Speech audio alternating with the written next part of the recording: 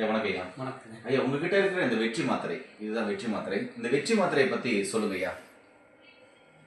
இந்த வெற்றி மாத்திரை அப்படிங்கிறத பொறுத்த வரைக்கும் கொரோனா காலத்தில் கொரோனாவால் பாதிக்கப்பட்ட நிறைய பேருக்கு சென்னை வர முடியல, சென்னையில் வந்து சிகிச்சை எடுக்க முடியல, மருந்து இங்கேருந்து வாங்க முடியல, வெளிநாடுகளுக்கு இந்த மருந்தை கொண்டு போயிட்டு கொடுக்க முடியல அப்படிங்கிற மாதிரியான நிறைய சிக்கல்களை பொதுமக்கள் சந்திச்சுட்டு இருந்த போது அவர்களுக்காக உருவாக்கப்பட்டது அந்த வெற்றி மாத்திரை. வெற்றி மாத்திரை பொறுத்த வரைக்கும் போன கொரோனா வரனாலும் சரி, இனி அடுத்து வரப்போகின்ற கொரோனா வரனாலும் சரி, அதற்கும் இது மருந்தாக பயன்படும்.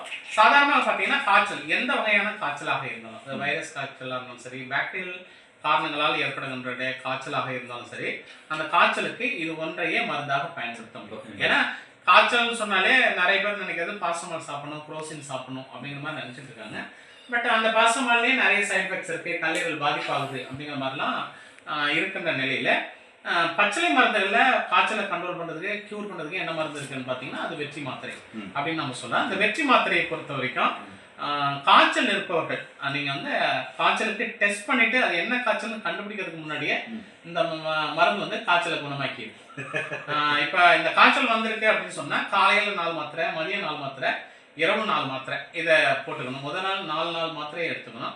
2வது நாள் 3 மாத்திரை, வேலைக்கு 3 மாத்திரை, 3வது நாள் வேலைக்கு 2 மாத்திரை, 4வது நாள் வேலைக்கு 1 மாத்திரை, அதற்கு பிறகு காலை 1 இரவு 1. இந்த அளவுக்கு சாப்பிட்டீங்கனாலே போதுமானது.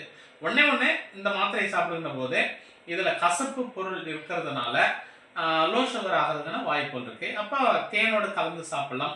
அப்படி இல்லைன்னா சாப்பிட்டுட்டு கொஞ்சம் தேன், 1 ஸ்பூன் அளவுக்கு தேனையும் உணவாக சாப்பிடுவது அப்படிங்கிறத நம்ம பயன்படுத்தலாம். அதே மாதிரி இந்த மருந்துகளை பொறுத்த வரைக்கும், இந்த வெற்றி மாத்திரையை பொறுத்த வரைக்கும் குழந்தைகளுக்கு கூட கொடுக்கலாம். பிறந்த குழந்தையிலேருந்து வயதானவர்கள் வரைக்கும் சாப்பிடக்கூடிய ஒரு மருந்து இது.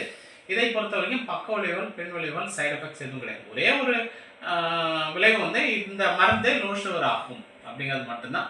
அப்போ லோ சுகர் ஆகும் அப்படின்னு சொன்னீங்கன்னா சர்க்கரை நோயாளர்களுக்கும் இதை மருந்தாக பயன்படுத்தலாம்.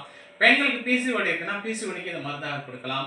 கட்டிகளுக்கு இது மருந்தாக கொடுக்கலாம். தோல் நோய்கள், எந்த வகையான தோல் நோயாக இருந்தாலும் அந்த தோல் நோய்களுக்கு துணை மருந்தாக இந்த மருந்து கொடுக்கலாம். அதே மாதிரி வெண்புள்ளி, வெண்படை இருக்கு, வெண்படை நோயாளர்களுக்கு இது துணை மருந்தாக நீங்கள் பயன்படுத்த முடியும். அதே மாதிரி கேன்சர் மாதிரியான பேஷண்ட் மருந்து சாப்பிட்றீங்க, அதனுடைய சைடு எஃபெக்ட்ஸை கண்ட்ரோல் பண்ணுறது, அதனுடைய பக்க விளைவை நீக்குவதற்கு இதை நீங்கள் மருந்தாக பயன்படுத்தலாம். அதனால் இந்த வெற்றி மாத்திரை ஒரே ஒரு மாத்திரை கிட்டத்தட்ட ஒரு அவ்வளவு வியாதிகளுக்கும் துணை மருந்தாக இது பயன்படுது. ஏனே 4448 வியாதிக்கும் ஒரு துணை மருந்தாக கொடுக்கணும் அப்படின்னு சொன்னால் இந்த வெற்றி மாத்திரையை தான் பரிந்துரை பண்ணுவேன். ஏன்னா எல்லார் வீட்டிலும் சமையலில் எப்படி உப்பு மிளகா அத்தியாவசியமோ, சாப்பாடு தண்ணி அவசியமோ, அது மாதிரி இதுவும் அவசியன்றதை இந்த இடத்துல நான் பதிவு செய்ய ஆசைப்படுறேன். இந்த மாத்திரை வேணால் கீழே போகிற நம்பருக்கு கால் பண்ணுங்க. ஐயாவுடைய ஆலோசனைப்படி கண்டிப்பாக இந்த மாத்திரை எடுத்துட்டு நோய் நொடி இல்லாமல் ஆரோக்கியமாக இருங்க. இந்த பிரச்சனையும் மட்டும் இல்லை, உடலில் ஏற்படக்கூடிய அனைத்து பிரச்சனைக்கும், கைவிடப்பட்ட நோய்க்கு, டாக்டராலே முடியாதுன்னு சொல்கிற நோய்க்கும் இங்கே ட்ரீட்மெண்ட் ஐயா பண்ணிட்டு சக்ஸஸ் பண்ணிட்டுருக்காரு. பார்க்குறவங்க பயன்படுத்திக்கோங்க.